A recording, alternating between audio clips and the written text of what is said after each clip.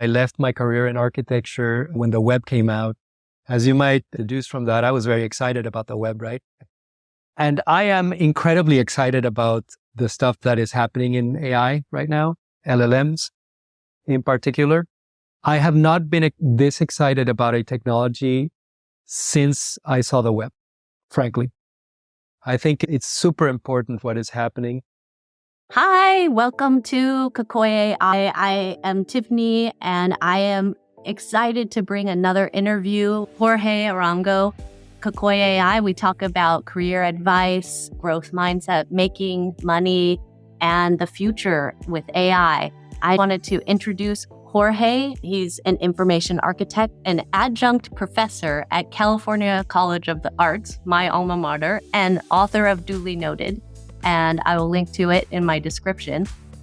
Jorge is a great design leader, and I'd love to give him the opportunity to introduce himself and describe his vision and mission of Duly Noted. Tiffany, it's such a pleasure to be here. Thank you for inviting me. My background is in architecture. So I was trained in the design of buildings. That was a long time ago. And I was thinking this morning that I'm coming up on 30 years that I left architecture to get into what we now call user experience design. And what happened to me in my career is that a couple of years after I graduated from university, the World Wide Web happened. And that was such a shift in the world. And for people who were paying attention at the time, which I was, it was evident that this was a technology that was going to change things in very meaningful and deep ways. And I basically left my career in architecture to get into designing for the web. And I had this, you can call it intuition or hunch, that the things that I had learned about designing buildings would somehow be applicable in this space. And that turned out to be a good hunch.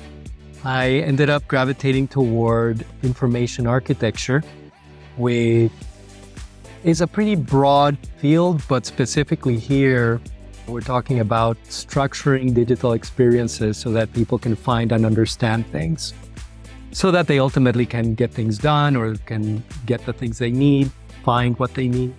And I've been working in that space ever since. I've worked as a leader of a design studio. I founded what at the time was the first web design studio in Central America. And I had a stint working internally in an organization, a very large multinational organization, helping with their web stuff. For many years, I moved to the San Francisco Bay Area. I've worked on a few books. You mentioned Duly Noted, but I was also co-author of the 4th edition of the O'Reilly Polar Bear book on information architecture. And I also wrote a book which came out in 2018 called Living in Information, which is a book about information architecture as well. I'm also a podcaster. So like you, I do a podcast. It's also about information architecture. It's called The Informed Life, and the tagline is that it's about how people organize information to get things done. And that kind of leads us to the subject of the new book, Duly Noted, which is applying principles from information architecture for digital products to our own knowledge, to our own notes. And personal knowledge management is a field that has been experiencing a sort of renaissance. I would say over the last 3 to 5 years, perhaps, there's been a slew of new products, new applications in the market that let us manage our personal knowledge in ways that were previously available only in labs. And that's very exciting. And I thought the time was right to write a book about AI for our personal things. And that's what this is. And it's one of my several focuses these days. What came first? Being drawn to this idea of notes and connected notes, or the idea of writing a book? How did you get into that? The first book project that I was involved with was the 4th edition of the Polar Bear book. And I did not think that I would write a book about note-taking at that time. I very quickly realized that in order to do a good job at that project, I needed to manage the ideas that were going to go into that book. When working on a new edition for an existing book, that's a different challenge than starting a book from scratch, right? Because you're starting with a text that exists. And I was not a co-author of the first 3 editions. I was brought in for the 4th one to help Lou and Peter, the original authors. That's a blessing because I had this experience of starting this project with an existing text. But it quickly became evident that I needed ways to manage the ideas that would go into editing that book.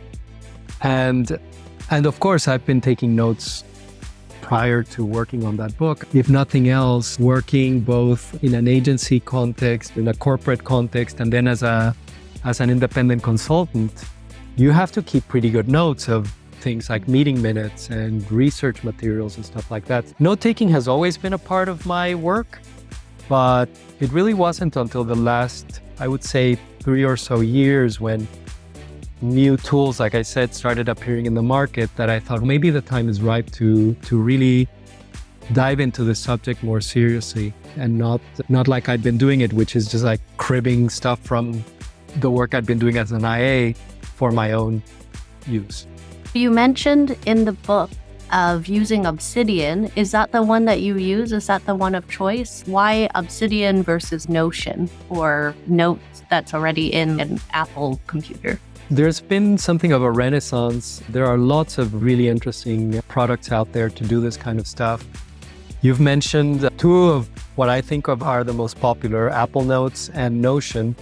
I would venture that most people listening to this conversation might have seen one or both of those. Obsidian is not as well known. And in the book, first of all, to answer your question directly, yes, that's primarily what I use. But it's not the only tool that I use. I use several other tools, some of which I write about in Duly Noted as well. But the reason why I featured Obsidian in the book is because I didn't want this to be a book about the theory of how to take better notes. I actually wanted to show readers how to do it. And Obsidian has a few characteristics that make it ideal for that purpose. One is that it's available for free for personal use, at least as of the recording of this conversation. It's a commercial product, so it's not open source. So maybe if you're listening 2 years from now or something, maybe they will have changed their model. But right now, it is free for personal use. And that immediately lowers the barrier to entry. But more importantly, from my perspective, Obsidian, in the back end, it saves your work as text files on your computer. So if you think about how Notion works, Notion it's also a note-taking app. It's like note-taking with superpowers, but your notes all live in the cloud in Notion's servers. And Notion is, at this point, a fairly established company. I think they're a trustworthy provider, but I really like the idea that my work, particularly my knowledge work, lives on my computer, and it lives in a very open format. So Obsidian saves notes as markdown files, which are plain text files. And that means that if Obsidian, the company, should disappear, I can just take my folder full of plain text markdown notes and use it with another application. In fact, I already do that. I index my Obsidian note folders in another application called DevonThink, which can read text files on the Mac and do a whole bunch of other things with it. So I like the openness, I like the flexibility, I like the community. It has a very active community of people developing plugins, so it's got an open architecture. And people have extended its capabilities in really incredible ways. There are plugins, for example, to leverage large language models with your notes through Obsidian. So it's a very powerful and flexible application. It's not the only one, but I had to pick one for the book and I chose that one. It's the one I use, and right now it's the one I do recommend. I love that you have an actionable ask in your book. Do it, not just theorize it. I feel like more books should have this tactical piece of advice. How do you implement it as you're going along? For me, I want a much more visual note-taking thing. So I end up using stuff like Good Notes or even Miro, because you can draw right in there on an iPad and it's still digital and you can still have text. Text is a lot easier to type than write, but I can draw something right next to the thing. I think it stems from just my background of being a visual thinker, but I think you can just put it in Notion. Like, that's the only way I use Notion, is put the link in there. So there's a record of where to find the thing. Let me chime in on that, because when I mentioned that I use several apps, and I too am something of a visual thinker. Like, I not only think by typing out notes, I also sketch, and I like to write by hand as well. And like you, I use an app on the iPad to do that. I don't use Good Notes, I use Notability, which is similar. Both Good Notes and Notability let you take notes longhand by writing with the Apple Pencil. And both of these apps have an incredible superpower, which is that they OCR your handwriting so that you can search it later, which is incredibly powerful. Incredible. And what I do, because I do have to have kind of a system of record, and for me the system of record is Obsidian. What I do is I have Notability, and I'll say, I don't know that if you can do this with Good Notes, but I'll just describe how I do it with Notability. Notability has a setting that lets you back up your notes as PDF files to a Dropbox folder, or it can also be to a Google Drive folder or like some cloud folder provider, right? I just happen to use Dropbox for this. And what I do is have it set so that every night it creates PDF files of my handwritten notes and it places them on a Dropbox folder. And that Dropbox folder gets synced with my Mac. And from there, I take my handwritten notes and I can drag and drop them into notes in Obsidian so that I have a record of for example, let's take this conversation you and I are having right now. I'm not actually taking notes by hand, but if I was, I would have a record and I would have a little note in Obsidian that would document this meeting. And I now have a note for you. There's an entry in my Obsidian for Tiffany Chin, and I will record that we were in a meeting today, and I would drag and drop the PDF to that little container note. And that allows me to have my cake and eat it too, because now I have a handwritten note, but I also have this structure that says, on a particular date, I met with Tiffany.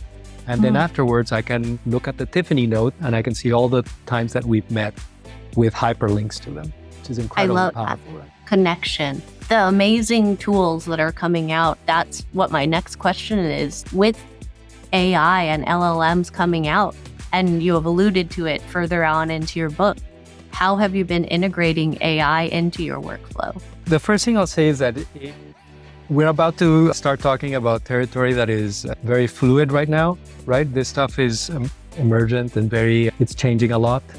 I'll also say this. I mentioned earlier that I left my career in architecture when the web came out. As you might deduce from that, I was very excited about the web, right? And I am incredibly excited about the stuff that is happening in AI right now, LLMs in particular. I have not been this excited about a technology since I saw the web, frankly. I think it's super important what is happening.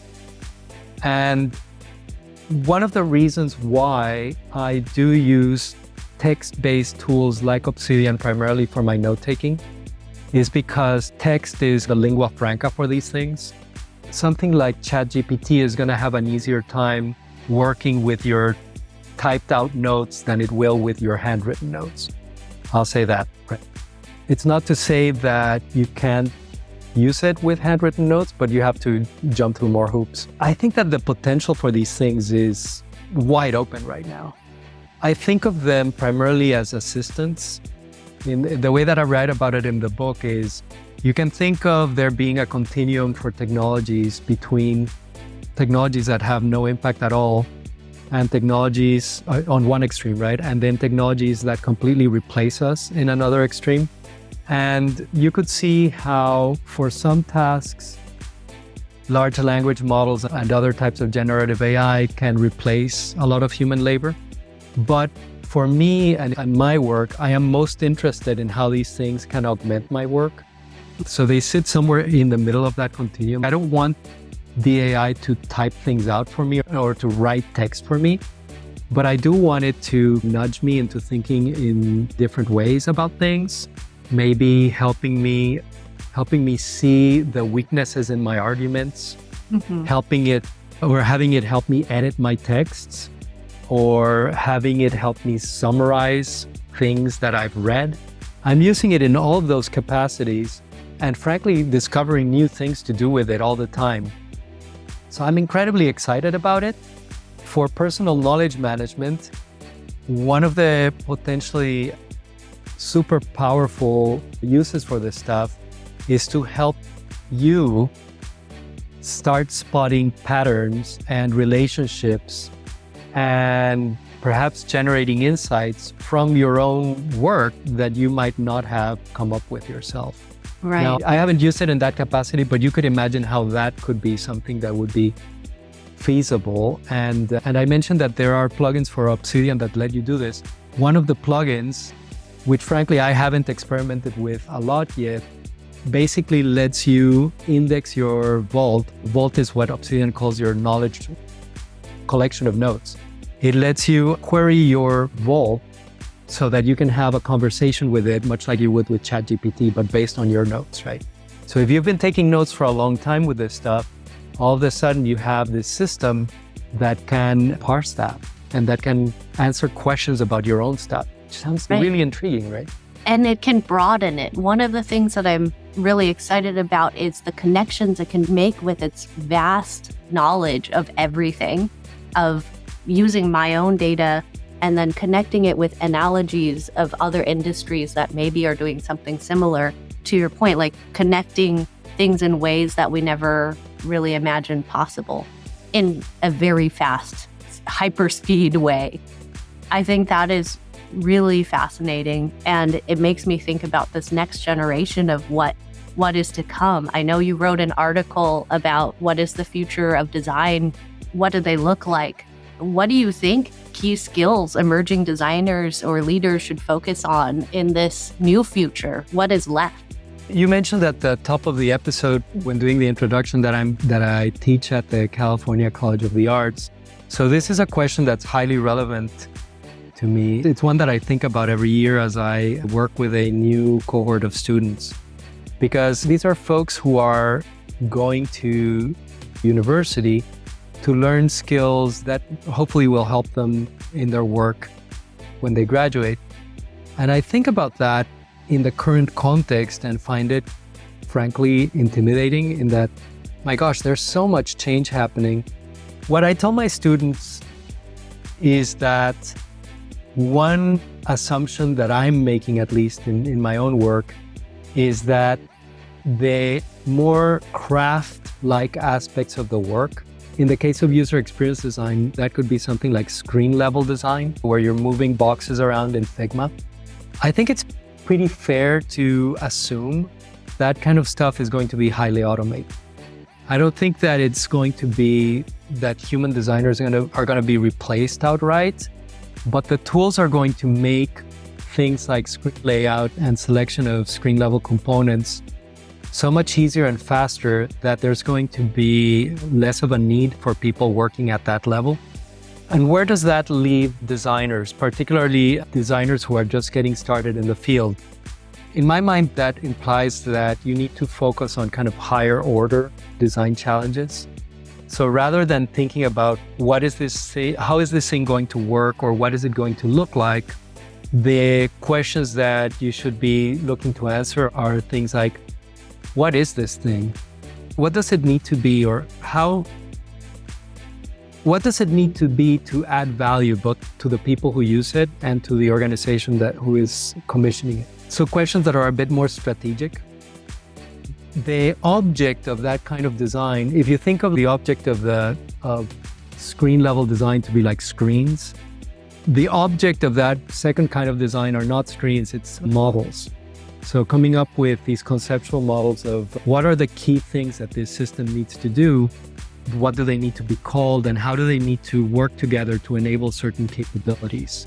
It's a little bit more abstract, but I think that's an area where designers are going to have work to do for a while. I think that is harder to automate, not impossible. And by the way, that work too can be augmented through automation.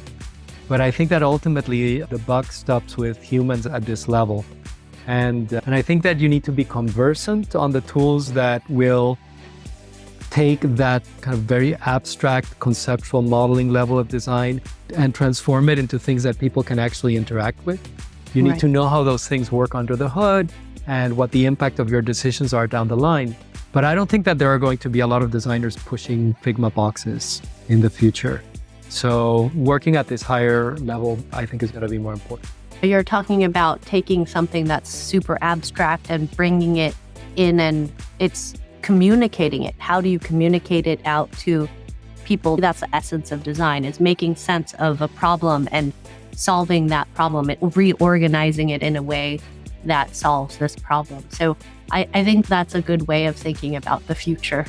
It's fascinating to see how different leaders are staying aware of all of these new things. How do you do things to stay aware of all of the different things that are happening right now? I stay aware by doing stuff, taking on personal projects that allow me to stretch my knowledge, my boundaries around this stuff.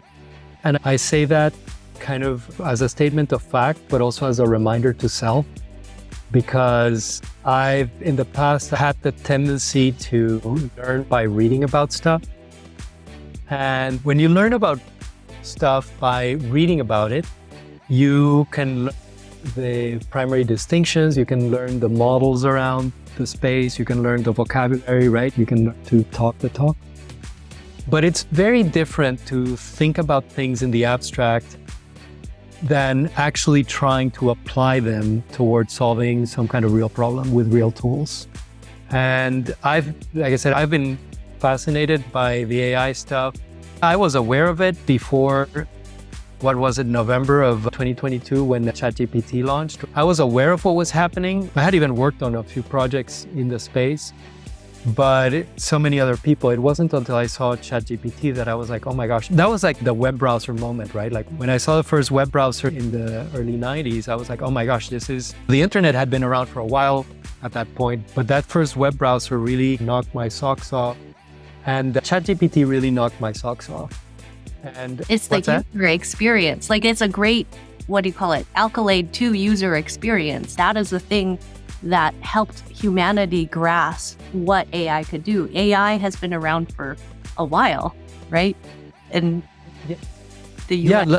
large language models in particular, they were not new in November of 2022. To your point, the innovation there was grafting a chat UI on it.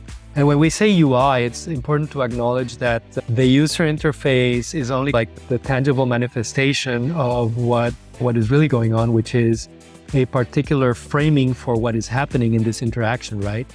The framing is you are conversing with something or someone, right? Mm-hmm. Because most of us, when we interact through chat, we assume that there is an interlocutor on the other end, right? That choice of user interface really made a big difference in how not just how we interact with the thing, but how we think about that interaction.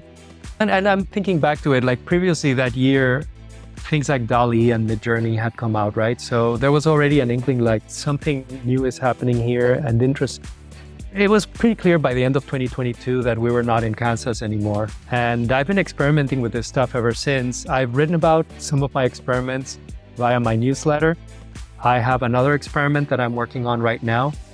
I am actively experimenting on stuff that I think will have applicability to my clients, my information architecture consulting clients. But I'm starting by using my own writings, my own content as a testing ground before I dare try these techniques on real client work. To circle back to the question, It's important to learn in practice, not just in theory. And this means if you're listening and you haven't done so already, get an OpenAI account, pay the $20 a month for GPT-4, which is the really good one. And once you are comfortable doing stuff with the chat UI, then start working with the API, because it really unlocks capabilities that you can't easily access if you stay limited to the chat UI. So practice, not just theory. I would also recommend, those have been incredible tools that you can keep iterating on, and even more so if you can unlock the API. We have only seen very much just scratching the surface of what's to come. I'm wondering, you have been pretty successful at turning your idea into a book and putting that out there in the world. What advice can you give aspiring creative people that have ideas about books? Personally, I'm writing some children's books loosely based off of my life. How should people get into actually publishing a book? I think that the most important mental breakthrough for me was the realization that thinking doesn't just happen in the brain. And this is an idea that a lot of folks have written about. Two friends of mine, Carl Fast and Steven Anderson, wrote a book called Figure It Out, which is about the extended mind theory and how it applies to design. There's also a really good book called The Extended Mind by Annie Murphy Paul, which is about the subject more generally. But the basic gist of it is that thinking doesn't just happen in the meat computer that we have here on top of the head, right? It actually happens as a kind of evolving situation that happens between your mind, your brain, your nervous system, your senses, your hands, and things in the environment. It could be a whiteboard covered in sticky notes. It could be a legal pad with scribbles for a mind map. It could be Obsidian with an outline that you're typing on it, right? All of these things, they are not means for us to record what we are thinking. They are where the thinking is happening. And if you realize that gives you a tremendous advantage when creating anything, because we are fairly limited with the ways we can expand our nervous system. Train yourself to pay better attention. You could develop a meditation practice. There's certain things that you can do, but it's fairly limited, right? Barring some chemical or physical intervention, right? But our environments are really easy to manipulate, right? You can close the door and close the shades, and all of a sudden your room changes and your thinking changes in your room, right? You can visit a stationery store and load up on pens and paper that you really find pleasing. And you start using those and you find that you think different, right? So these things it's not trivial. It is really important to realize that with a little bit of forethought, you can create for yourself environments that let you think. In the example of a book, all 3 books that I've worked on, I have created, in my case, digital places that are the place where thinking for the book happens. And you can do that. You can do that kind of thing. Have a place where you record your thoughts, where you record the things you learn through research, where you brainstorm ideas, where you sketch out possible outlines for things. And don't stress so much about it. Think of it as, again, an extension of your nervous system, an extension of your sensory apparatus and your cognitive apparatus. Set it up so that it's a place that's supportive of the ways that you work and think. Hopefully, Duly Noted can help folks with this. This is one of the points of the book, is helping you do that. Just know that for me is the baseline, is realizing that we think with things. And if you arrange your things carefully, you'll think better. That's awesome. That is inspiring. Jorge, what are you most excited about? I will leave it as a very open-ended question. I'm very excited right now about having conversations like this one, frankly. I've already talked about my experiments with the AIs and all that stuff. But really, ultimately, the stuff that really gets my juices going is being able to share those experiments with folks, right? Whether it's in the form of a book or workshops or podcasts like this one, right? We went through a period starting about 4 years ago, almost to the day here, where the world went into lockdown because of the pandemic and all that stuff. It was a pretty difficult time for a lot of people. And one of the silver linings that came from this is that it has enabled a different approach to relating to each other. It's made doing what we are doing now, having this remote conversation, much more natural and acceptable just because we were forced to do it for 2.5 years or whatever it was. And I'm very excited to take the opportunity that new mode of being has enabled to meet with folks like yourself and have these conversations. So it'd be pretty boring if life ended up being about chatting with AIs. I want to chat with people. Let's talk about the AIs, but let's talk with people, right? I love the way that you live your life with the freedom that the pandemic brings, in that you've moved your whole life somewhere else. So you can do work wherever you are and still maintain connections across the entire globe. I really admire that about you.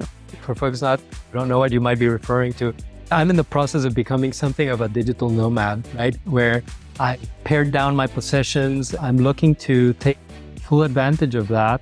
We're currently talking, I'm in Panama, which is where I'm originally from, and taking the opportunity to be closer to family. And that does not mean that I cannot remain connected to the global community of folks who are interested in this stuff, like we are doing right now. This cartoon about the dog surrounded by flames, and it says, "This is fine," right? I think that it's easy for us to become mired in the negativity that is inherent to going through a difficult period like the world went through a couple of years ago, and in many ways continues to go through. There are a lot of really just awful things happening in the world, from wars to climate change, and things are difficult. But there are always positives to things, and I am someone who remains perennially optimistic about the inherent goodness in people and the malleability of people and the ability of people to invent and find new ways, right? So what we need are people who are willing to find new ways of being, new ways of working, new technologies, new tools. And I don't think I've ever been as excited about working and doing stuff as I am right now, even amongst all the flames that are burning things around. It's also enabling us to be closer to the things that are humanly important. Like you said, being closer to family, being able to connect with people in real, tangible ways. I respect that, and it's how I want to live my life, right? Is being in connection and relationship with other people. What should everyone be reading or watching right now? I've been pretty busy with the beginning of the semester, and that's the case this year as well. So I'm not reading as many. I'm reading a lot for both of those things, for work and for teaching. I'm not reading as much for pleasure or for like personal growth. Under regular circumstances, I would say read more and watch less. So when your question is, what should people be watching? I would say there are a lot of really good YouTube videos that show you how to do things. These days, most of my watching time is around YouTube and things like tutorials on how to do things. I watch some YouTube for pleasure as well, but I do not watch much of any quote unquote television or streaming or anything like that. I'll watch a movie once in a while. But when it comes to reading, I'm increasingly drawn to books that have stood the test of time. Things like Marcus Aurelius, right? Meditations. There are reasons why things like that keep being rediscovered by new generations of humans. And it's been what, like two millennia, right? The time serves as a crucible for weeding out the chaff, right? And this is hard for someone who's just published a book, because I'm almost saying, don't read a book, go read Marcus Aurelius instead. Kidding aside, if something has stood the test of time, it's because it's proven to be of value to people in a lot of different contexts and a lot of different societies. So there's something inherently, it's because it touches on things that are inherently true and deep in the human psyche. You were talking earlier about like connection with other human beings, right? That's something that's very low level for humans, right? And you can work on that. You can work on yourself to make you better at relating with people. And old books, Shakespeare is another example, right? These are texts that are still read and are still considered relevant because they are touching on ideas that are universal to human beings. And it's really exciting to get a glimpse of what those kind of low-level universal values, principles, ideas might be, and then seeing them through the lens of your current context. Things like, I saw the other day, you were talking about GPTs. I saw a GPT that was set up to let you ask questions of Marcus Aurelius, which is really interesting. And it's really interesting I think, to revisit these older texts through the lens of our current time and see how they might apply to you and make you a better person. All right. So who should I interview next? I was thinking about this. I've mentioned Carl Fast, one of the authors of Figure It Out. I think that he might be really interesting for you to talk with. I've had 3 conversations with him on my podcast. He is a good friend of mine and a former professor as well. Someone else who I had recently on my podcast, and now I'm thinking in terms of like leadership and more strategic thinking around design, is Nathan Shedroff, who also teaches at the California College of the Arts. And he recently published a book about strategy, which I think might be of interest to folks who are thinking about leadership. So he might be someone else worth interviewing. Would you mind connecting us? Yeah, I would have no objection at all. I want to thank you wholeheartedly for taking the time to talk to me today. I love getting perspectives from other people, and you are amazing. I encourage everyone to read the Duly Noted. It already, in the first chapter, already gave me great tactical challenges and things that I can input into my daily workflow. Thank you for being here, Jorge. And I hope that we have more conversations like this in the future. Tiffany, it's been a pleasure. I look forward to talking with you again.